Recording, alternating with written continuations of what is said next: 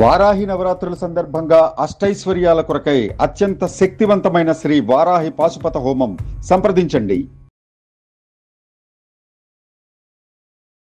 నమస్తే, నేను మీ గాయత్రి. ప్రస్తుతం మనతో పాటు ఉన్నారు శ్రీ విద్య ఉపాసకురాలు గీతా కుమార్ గారు. అమ్మతో మాట్లాడదాం. నమస్తే అమ్మ. శ్రీ గురుభ్యో నమః, శ్రీ మాత్రే నమః. నమస్తే అమ్మ. అమ్మ, ఆషాఢ మాసం అయితే వచ్చేసింది. మరి ఆషాఢ మాసంలో గుప్త వారాహి నవరాత్రులు ఎప్పుడు ప్రారంభం అవుతున్నాయి? అసలు నవరాత్రులు ఎలా జరుపుకోవాలి? సోమత ఆనవాయితీ లేని వారు ఈ నవరాత్రుల్ని ఎలా చేసుకోవాలి? ఆ 9 రోజులు పాటించాల్సిన పరిహారాలు ఏంటి? అమ్మవారి అలంకరణ, అలానే నైవేద్యాలు ఎలా స్వీకరించాలి? ఏ నైవేద్యాలు పెడితే అమ్మవారు బాగా సంతోషించి మనకి ఉన్న కోరికలన్నీ కూడా నెరవేరుస్తుంది అంటారు? ఒకసారి తెలియజేయండి. మనకి ఆషాఢ మాసంలో గుప్త నవరాత్రులు 15వ తారీఖు నుండి 23వ తారీఖు వరకు ఉన్నాయి. అంటే 9 రోజులు. వీటిని గుప్త నవరాత్రులు అన్నారు. గుప్తము అనంటే ఎవరికి తెలియకపోవడము, గోప్యంగా ఉంచడము అని అర్థం. ఓకే. గోప్యం, గుప్తము అంటే తెలియనివ్వకోకున్నట్టు చేసుకోలేదాన్ని గుప్తము అంటారు. ఇప్పుడు ఏం చేస్తున్నావు గుప్తంగా అంటారు కదా, అంటే ఏం చేస్తున్నావు తెలియకోకున్నట్టు అంటాం మనం ఎవరైనా. ఎగ్జాంపుల్, గుప్తము అంటే ఎవరికి తెలియకున్నట్టు చేసుకునేదే గుప్తము, గోప్యము అంటారు. వీటికి గుప్త నవరాత్రులని పేరు వచ్చింది. అవును. ఇప్పుడు వారాహి అమ్మవారి గురించి మనం తెలుసుకుందాం. ఇప్పుడు వారాహి అమ్మవారు అనంటే దృఢమైన దేవత, బలమైన దేవత, శక్తి దేవత, తీవ్ర దేవత. మనందరికీ తెలిసిన విషయమే ఈ విషయం. ఈవిడ నవరాత్రులు మనం గుప్తంగా చేసుకోవాలి. గుప్తంగా చేసుకోవాలంటే నీ సాధన గుప్తంగా ఉండాలి. నువ్వు ఎన్ని పూజలన్నా చేసుకో, ఎన్ని అలంకరణలన్నా చేసుకో, అది నీ వరకు. అంటే అది అలంకరణ అనేది నవరాత్రికి ఇంక్లూడ్ కాదు. సాధన మాత్రమే నవరాత్రికి ఇంక్లూడ్ అవుతుంది. అలంకరణ అనేది మన ఇష్టం వచ్చి మనం అమ్మవారిని ఈ విధంగా అలంకరించుకోవాలి. ఒకరోజు శ్వేత వారాహి అని, ఒకరోజు ఉన్మత్త వారాహి అని, ఒకరోజు కిరాత వారాహి అని, ఒకరోజు లఘు వారాహి అని, ఏదైనా నీ భావన ఆమెకు ఉన్నాయి. ఒక్కొక్క రోజు తిథికి బట్టి ఆమె ఇన్ని అవతారాలను స్వీకరించింది 9 రోజులు. కానీ అలంకరణ అనేది నీ భావన, నీ ఇష్టం కొలది, నీ మనసుకు నచ్చినట్టు నువ్వు చేసుకుంటావు. అలంకరణ చేసుకోవచ్చు, అంతే తప్ప అది సాధన కాదు. దాన్ని సాధన అనరు. సాధన అనేది ఎప్పుడు గుప్తంగా ఉంటుంది. ఇప్పుడు మనం సోషల్ మీడియాలో చూస్తున్నాం, చాలా వరకు చాలా అలంకరణలు చేసేసి ఫొటోస్ పెట్టేసి మనం కూడా చూస్తుంటాం. అది కేవలం మన వరకు మాత్రమే. దాన్ని సాధనకి పరిగణించరు దాన్ని. ఈ వారాహి నవరాత్రుల్లో మనకి గుప్తంగా చేసుకునేదే సాధన. అంటే గుప్తంగా నువ్వు ఏం చేసుకుంటావు? నీకు మంత్రోపదేశం ఉంటే, నీకు గురువు ఉంటే, నీ గురువు ఏది చెప్తే దాన్ని నువ్వు పాటించి గుప్తంగా చేసుకుంటావు. ఓకే. ఇది. ఇంకొకటి ఏంటంటే, ఇప్పుడు అందరూ ఏమనుకుంటారు, పక్కన వాళ్ళు ఇలా చేస్తున్నారు, మేము కూడా అలానే చేసుకోవాలి, పక్కన వాళ్ళు ఇంత పెద్ద విగ్రహాలు పెట్టుకొని చేసుకుంటున్నారు, మేము కూడా అలానే చేసుకోవాలనే ఆలోచన తీసివేయండి. ఎందుకంటే వాళ్ళ గురువు చెప్పినట్టు వాళ్ళు చేసుకుంటుండొచ్చు. వాళ్ళు ఏదైనా గురుముఖత స్వీకరించి ఉండవచ్చు. అవును, చెప్పలేము. ఇప్పుడు మీకు గురువు లేనప్పుడు ఎదుటి వాళ్ళు ఎలా చేస్తారో మేము కూడా అలానే చేసుకోవాలనేది వద్దు. ఎందుకంటావా, ఈవిడ వచ్చేసి చాలా బలమైన దేవత, దృఢమైన దేవత అని చెప్తాం వారాహి అమ్మవారు. ఈవిడకి ఎలా చేసుకోవాలి ఏంటి అనే విషయం వస్తే మనం ఫస్ట్ గృహస్థుల విషయం మాట్లాడుకుందాం. అంటే ఈ మంత్రోపదేశం లేకోకున్నట్టు, గురువు లేకోకున్నట్టు సాధారణ గృహస్థాశ్రమ నియమాలు పాటిస్తుండే వాళ్ళు ఏం చేయాలో చెప్తాం. అది ఇంట్లో వాళ్ళు ఏం చేసుకోవాలి అని అంటే, మీరు 2 పూటలైనా పూజ చేసుకోవచ్చు, ఒక పూట అయినా పూజ చేసుకోవచ్చు. ఒకవేళ ఒక పూట పూజ చేసుకునే వాళ్ళు సాయంత్రం పూట చేసుకుంటే చాలా మంచిది. ఎందుకంటే ఈవిడకి చీకటి పడిన తర్వాత చేస్తారు. కానీ దీంట్లో నియమం ఏమంటే, గృహస్థ ఆశ్రమంలో ఉండే వాళ్ళు 6 నుండి 9 లోపే పూజ చేసుకోవాలి. ఇప్పుడు వారాహి నవరాత్రులు, గుప్త నవరాత్రులు రాత్రిపూట చేస్తే చాలా మంచిదని చెప్పేసి, నీకు మంత్రోపదేశం లేనిదే, నీకు గురువు లేనిదే నువ్వు రాత్రి సమయంలో అంటే 9 పైన చేసుకోవడానికి అర్హత లేదు. నీకు మంత్రోపదేశం ఉండి మీ గురువు చెప్పితేనే మీరు 9 పైన అంటే రాత్రిపూట సాధనలు అనేది చేయాలి. రాత్రిపూట సాధన ఎవరు చేస్తారు? ఒక సాధకులు, ఉపాసకులు, గురువు ఉన్న వాళ్ళు మాత్రమే రాత్రిపూట సాధనలు చేస్తారు. గృహస్థాశ్రమంలో ఉండే వాళ్ళు చెయ్యకూడదు. మీరు ఎంతున్నా 9 లోపు నార్మల్గా పూజ చేసుకోండి. నియమాలు ఏంటి అని అంటే, సాధకులకి కఠినమైన నియమాలు ఉంటాయి. అంటే ఖచ్చితంగా ఇవి పాటించాలి అని చెప్తాం. గృహస్థాశ్రమాలకి మీరు వీలైతే పాటించండి అని చెప్తాం. ఇది తేడా. ఇప్పుడు ఏంటి నియమాలు అని అంటే మాంసాహారం తినకూడదు, బ్రహ్మచర్యం పాటించాలి, ఏకభుక్తం చేయాలి, భూషయనం చేయాలి, చెప్పులు వేసుకోకూడదు, అబద్ధాలు ఆడకూడదు, ఎవరితోనూ గొడవ పడకూడదు. ఇవి కంపల్సరీ సాధకులు కఠినంగా పాటించాలి. నవరాత్రులు ఎన్ని రోజులమ్మా? 9 రోజులు. 9. 9 రోజులు. ఈ సాధకులు ఖచ్చితంగా 9 రోజులు పాటించాల్సిందే, కఠినంగా పాటించాలి. వీళ్ళకి ఎక్స్క్యూజ్ ఉండదు. అదే గృహస్థాశ్రమంలో ఉండేవాళ్ళు కంపల్సరీ మాంసాహారం తినకూడదు, బ్రహ్మచర్యం పాటించాలి. ఈ ఏకభుక్తము భూసైనం అనేది మీ మీ ఆరోగ్యము ప్లస్ మీకు అలవాటు ఉంటే చెయ్యొచ్చు, లేదంటే లేదు. ఓకే. ఈ చెప్పులు వేసుకోకపోవడం అనేది కూడా మీ ఇష్టం. అమ్మవారి కోసం మనం ఏదో ఒకటి చెయ్యాలి కాబట్టి కంపల్సరీ దీక్ష అన్న తర్వాత చెప్పులు వేసుకోకుండా ఉండడం అనేది కరెక్ట్ అయిన పద్ధతి. నువ్వు దీక్షని కఠినంగా చేస్తేనే దాన్ని దీక్ష అంటారు తప్ప ఎక్స్క్యూజెస్ పెట్టుకొని నేను ఇది చేయలేను అది చేయలేను నీకు అనుగుణంగా చేసేదాన్ని దీక్ష అనరు. ఓకే. చెప్పాలంటే ఏదైనా కఠినంగా చేసేదాన్ని దీక్ష అంటాం. ఇవి కంపల్సరీ మనం పాటించాల్సిన విషయాలు. దీంట్లో ఏంటి, అమ్మవారిని ఎలా పూజించాలి, గృహస్థాశ్రమం నియమాల్లో ఉండేవాళ్ళు విగ్రహాల జోలికి వెళ్ళొద్దు. ఒక ఫోటో తెచ్చి పెట్టుకొని అమ్మవారిది ఒక పీట ఏర్పాటు చేసుకొని పీట పైన రెడ్ కలర్ క్లాత్ పరిచేసి దానిపైన కొంచెం బియ్యం పెట్టేసి దానిపైన కలశారాధన మీకు ఉంటే కలశం పెట్టుకోవచ్చు, ఫోటో ఉంటే ఫోటో పెట్టుకోవచ్చు. ఆ ఫోటోలోకి మీరు అమ్మవారిని ప్రాణప్రతిష్ఠ చేసి ఆహ్వానం చేయొచ్చు. ఒకవేళ కలశం పెట్టుకునే వాళ్ళు మేము కలశం పెట్టుకుంటామంటే కలశంలోకి అమ్మవారిని ఆవాహన చేసి ప్రాణప్రతిష్ఠ చేసి కూర్చోబెట్టచ్చు. ఓకే. ఇది అంటే నియమం. ఎలాంటి కోరికలు ఉన్నవారు ఈ నవరాత్రులు చేయాలి? ఎలా ఏ కోరిక ఉన్న వాళ్ళైనా కూడా ఈ నవరాత్రిని చేయొచ్చు. ఇప్పుడు అమ్మవారు ఏం చెప్తాం మనము, భూ సమస్యలు, భూమికి సంబంధించిన ఏ సమస్యలు ఉన్నా కూడా వారాహి అమ్మవారు శీఘ్రంగా తీర్చేస్తుంది. ఎందుకంటే భూవరాహ స్వామి యొక్క శక్తిని ఈవిడ వరాహి చెప్పాలంటే. తరువాత కోర్టు సమస్యలు, ఈ లీగల్ ఇష్యూస్ ఏవైనా కానీ అంటే డివోర్స్కి సంబంధించి కానీ ఈ ల్యాండ్స్కి సంబంధించి కానీ ఈ క్రిమినల్ కేసెస్ ఇవన్నీ ఉంటాయి కదా చూస్తుంటాం మనం. ఇవి ఏవైనా కూడా కోర్టుకు సంబంధించినవి ఈవిడ త్వరగా నెరవేరుస్తుంది. ఓకే. నీ వైపు ధర్మం ఉంటేనే. ఇది మనం ఫస్ట్ గుర్తు పెట్టుకోవాలి. నువ్వు అన్యాయంగా ఇంకొకరి పైన నువ్వు కేసు వేసి నేను కోర్టుకు పోయి గెలవాలి, నేను వారాహి నవరాత్రులు చేస్తానంటే కుదరదు. నీ వైపు ధర్మం ఉంది, నువ్వు న్యాయంగా ఉన్నావు, అయినా నీకు సరైన తీర్పు దొరకట్లేదు, త్వరగా రిజల్ట్ రావట్లేదు అంటే నువ్వు ఖచ్చితంగా వారాహి అమ్మ నవరాత్రులు చేసి అమ్మవారికి నీ కోరిక చెప్పుకో, శీఘ్రంగా అమ్మవారు నెరవేరుస్తుంది. అంతే తప్ప నువ్వు దుర్మార్గంగా ఒకరిపైన కేసు వేసి నేను కోర్టులో కేసు గెలవాలనుకోవడం తప్పు. అవును, చెప్పాలంటే అమ్మవారు కూడా ఒప్పుకోరు, వాస్తవానికి ఒప్పుకోరు. అంత తర్వాత ఏంటి అంటే ఈ అమ్మవారిని పూజించడం వల్ల మనకు ధాన్యము ధనము రెండు ధనధాన్యము అంటాం కదా, ఈ రెండు సమృద్ధిగా ఉంటాయి. ఎందుకంటే అమ్మవారు శంఖచక్రాలతో పాటు ఈ నాగలి రోకలి అనేటివి ధరించి ఉంటుందన్నమాట ఆయుధాలుగా.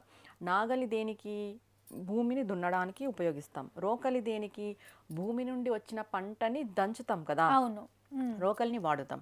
అందుకు ఎప్పుడైతే ఈ వారాహి అమ్మవారిని మనం పూజిస్తామో ధనానికి ధాన్యానికి లోటుండదు, భూమికి సంబంధించిన సమస్యలన్నీ తీరిపోతాయి. తర్వాత శత్రు సంహారం కూడా శీఘ్రంగా జరుగుతుంది.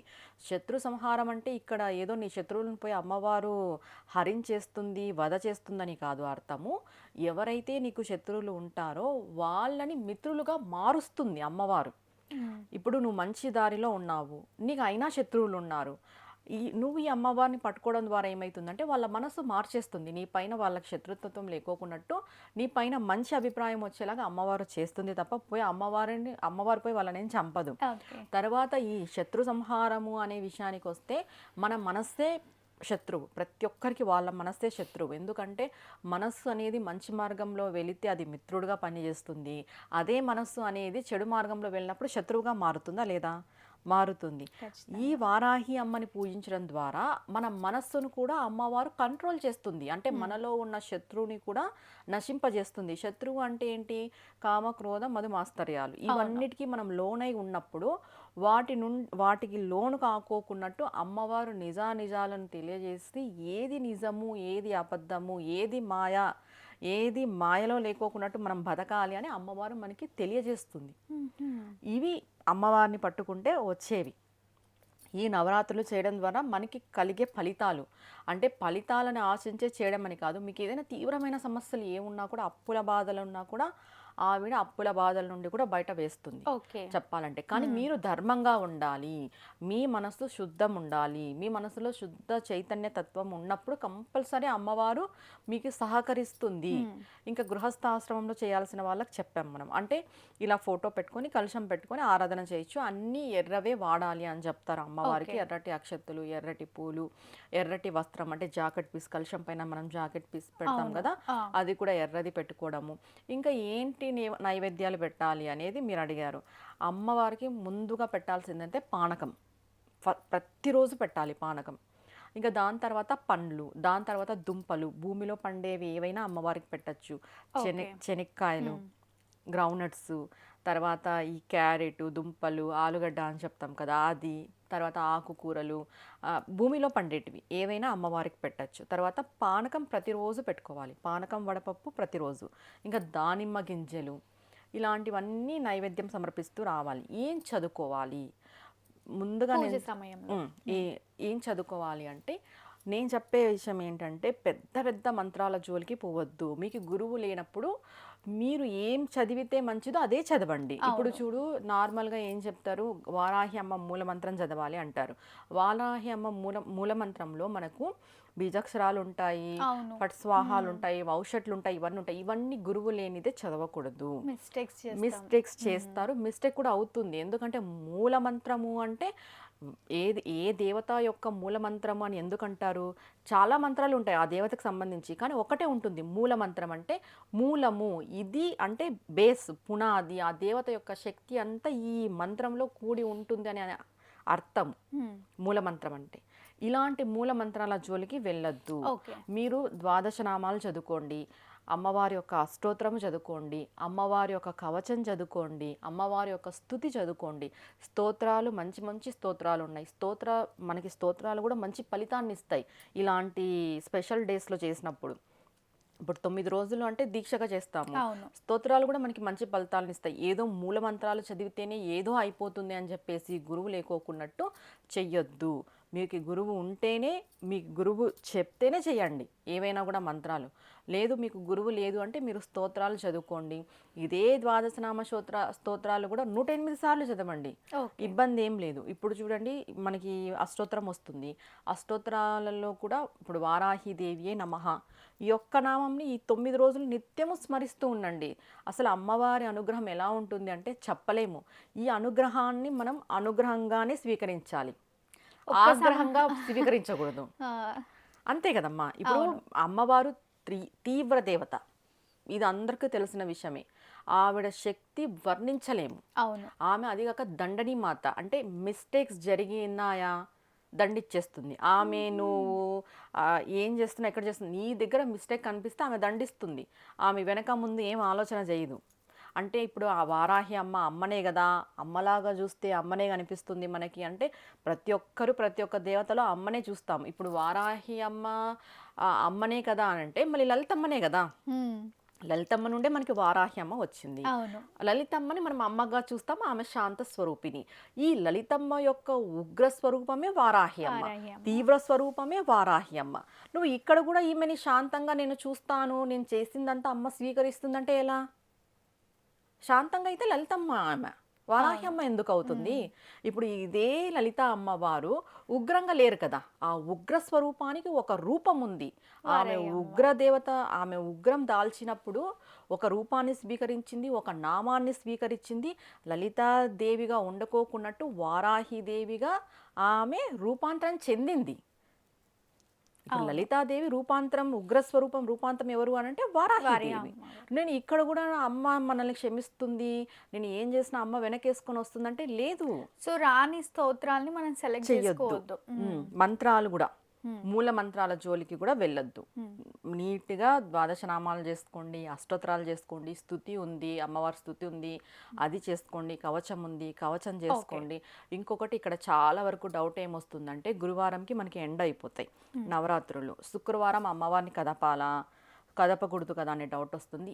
ఏ నవరాత్రి అయినా కూడా 9 రోజులు మాత్రమే, అంటే 9వ రోజు రాత్రికి అయిపోతుంది. మీరు ఆ రోజు సాయంత్రం కూడా కదుపుకోవచ్చు, రాత్రి కూడా కదుపుకోవచ్చు. రాత్రి పూట కదపకూడదు అలాంటిదైతే ఏం లేదు. నవరాత్రి అంటే 9 రోజులు మాత్రమే. ఓకే. 9వ రోజుకి మన పూజ కానీ దీక్ష కానీ అన్నీ అయిపోతాయి. 10వ రోజుకి పొద్దునకి ఏం ఉండదు, నువ్వు దీక్షలో ఉండవు, అయిపోయినట్టే నీ దీక్ష. 9 రోజులకి నీ దీక్ష అయిపోతుంది. నువ్వు 10వ రోజు కదిలించాలా, శుక్రవారం కదిలించకూడదు అనే డౌట్ వద్దు. 9 రోజులకి మీ దీక్ష సంపూర్ణం అయిపోతుంది. ప్రతి ఒక్కరు కూడా ఆ అమ్మవారి యొక్క అనుగ్రహాన్ని పొందాలి అని చెప్పేసి ఎవరు ఎలా చేసుకోవాలనే విషయం చెప్పబడింది.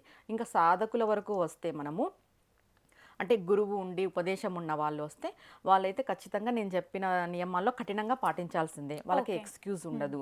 తరువాత వీళ్ళు 9 పైన చేసుకోవచ్చు, రాత్రి సాధనలు చేసుకోవచ్చు, గుప్తంగా అమ్మవారికి పూజలు చేసుకోవచ్చు. వాళ్ళకి వాళ్ళ గురువు చెప్తాడు ఈ 9 రోజులు ఎలా ఉపయోగించుకోవాలి అని. ఒకవేళ మంత్రోపదేశం ఇచ్చిన గురువు మీకు లేరు అనుకుందాం, అంటే మీకు మంత్రోపదేశం ఉంది, మీ గురువు అందుబాటులో లేడు అనుకుంటే, ఈ మంత్రోపదేశం ఉన్న వాళ్ళు ఈ ఎక్కువ అలంకరణలకి దానికి అంత టైం వేస్ట్ చేయకోకుండా, ఎందుకంటే ఇవి చాలా ఈ 9 రోజులు అనేటివి చాలా ముఖ్యమైనటివి ప్రకృతిలో. మనం అమ్మవారి యొక్క శక్తిని ఇంకా ఎక్కువ పొందాలి, అమ్మవారికి మనం ఇంకా దగ్గరగా ఉండాలి. ఉపాసన అని అంటే దగ్గర, ఆసన అంటే మనం దగ్గరగా కూర్చున్నాము, ఉపము అంటే దగ్గర, అంటే ఎవరికి దగ్గర కూర్చున్నావు? అమ్మవారికి నువ్వు దగ్గరలో ఉన్నావు. ఉపాసకులు అని అంటే అమ్మవారికి దగ్గరగా ఉన్న వాళ్ళు అని అర్థం. ఒక ఉపాసకులు ఏం చేయాలి, ఒక సాధకులు ఏం చేయాలి అంటే అలంకరణలు దీనిపైన కాదు దృష్టి పెట్టాల్సింది. వీళ్ళు కేవలం సాధన. మీకు ఏ మంత్రం అయితే ఉపదేశం ఉంటుందో ఆ మంత్రాన్ని అంటాం కదా 24/7 చెయ్యండి ఈ 9 రోజులు. మీకు ఎంత టైం ఉంటే అంత జపం చేస్తూ ఉండండి. ఇంకా రాత్రిపూట చేయండి, ఇంకా మంచిది. ఏదో పెద్ద నైవేద్యాలు పెట్టాల్సిన అవసరం లేదు. అమ్మవారికి పానకం వడపప్పు పెట్టండి, రాత్రిపూట కూర్చోండి, మంత్రం చేయండి.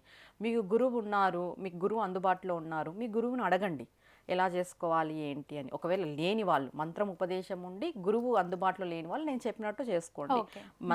మంత్ర జపం చేయండి, చేస్తూనే ఉండండి, కఠినమైన నియమాలు పాటించండి.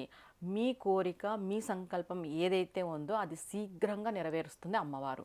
అది ధర్మబద్ధమైన కోరిక. స్తోత్రాలు సాధన చేయలేని వాళ్ళ కోసం ఏదైనా చిన్న మంత్రం తెలియజేస్తారా? నేను చెప్పాను కదా ఇందాక నామం, వారాహిదేవియే నమః, ఇది శ్రీ వారాహిదేవియే నమః అనుకోవచ్చు, ఓం శ్రీ వారాహిదేవియే నమః అనుకోవచ్చు. ఈ నామాన్ని కూడా కంటిన్యూగా 9 రోజులు మీరు ఏ వర్క్ చేస్తున్నా, వంట చేస్తుండండి, బయటికి వెళ్ళండి, కూర్చొని ఉండండి, పడుకొని ఉండండి, ఈ నామం అనుకుంటూనే ఉండండి 9 రోజులు. ఆ రిజల్ట్ కూడా మీకు తెలుస్తుంది. అంటే అమ్మవారి యొక్క రిజల్ట్ మనకు తెలుస్తుంది అనమాట. ఆవిడ ఎంత తీవ్రమైన దేవత అయినా అనుగ్రహిస్తుంది, అనుగ్రహించదని నేను చెప్పను.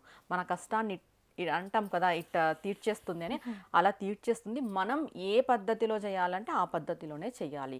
మీరు గృహస్థాశ్రమంలో ఉన్నప్పుడు ఆ నియమాలు పాటిస్తూనే చెయ్యండి. మీకు గురువు ఉండి ఉపదేశం ఉండి మీరు ఒక ఉపాసకులు సాధకులుగా ఉన్నప్పుడు, విద్యాపరంగా ఉన్నప్పుడు ఆ నియమాలు పాటిస్తూనే చెయ్యండి. వాళ్ళు ఏదో చెప్పారు, వీళ్ళు ఏదో చెప్పారు, సోషల్ మీడియాలో ఏదో చెప్పారు, ఇవన్నీ చేసుకోమన్నారు, ఇలా చేసుకోమన్నారు, అదంతా ఏది వద్దు. ఎందుకంటే ఎవరికి నచ్చినట్టుగా వాళ్ళు చెప్తూ పోతున్నారు. కాబట్టి శాస్త్రంలో ఏదైతే చెప్పబడిందో మనం అదే చెప్పాలి, శాస్త్రానుసారంగా మనం నడవాలి. యాక్చువల్గా ఇవి ఇంతకుముందు ఎవ్వరు కూడా బయటికి చెప్పి చేసేవాళ్ళు కాదు. వారాహి నవరాత్రులు కానీ, శ్యామలాదేవి నవరాత్రులు కానీ, ఇవి గుప్త నవరాత్రులు. అంటే ఈ నవరాత్రులకే ఒక పేరు ఉంది, గుప్తము అని. అంటే ఎవ్వరికి తెలియకోకున్నట్టు, ఎవ్వరికి చెప్పుకోకున్నట్టు చేసుకునే సాధనలు ఇవి. అలాంటిది ఇప్పుడు మనం సోషల్ మీడియా వచ్చేసి అందరూ చెప్పడం ఇవన్నీ జరిగింది. కాబట్టి నేను చేసుకోవద్దు అని చెప్పట్లేదు, మీరు హెవీగా పోవద్దు. అవును, ఎందుకంటే అమ్మవారి యొక్క శక్తి చాలా చాలా ఉంటుంది. ఒక్కటే నానుడు ఉంది, ఏంటి? ప్రత్యంగిర చేసేవాడి పంచన కానీ వారాహి చేసేవాడి వెంట కానీ ఉండకూడదు అంటారు.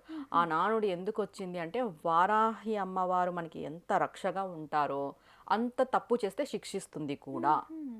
మన వైపు ఏమైనా తప్పులు ఉన్నప్పుడు ఆమె మనల్ని దండిస్తుంది కూడా. ఆ దండించే పద్ధతి ఎలా ఉంటుందంటే మనం భరించలేం.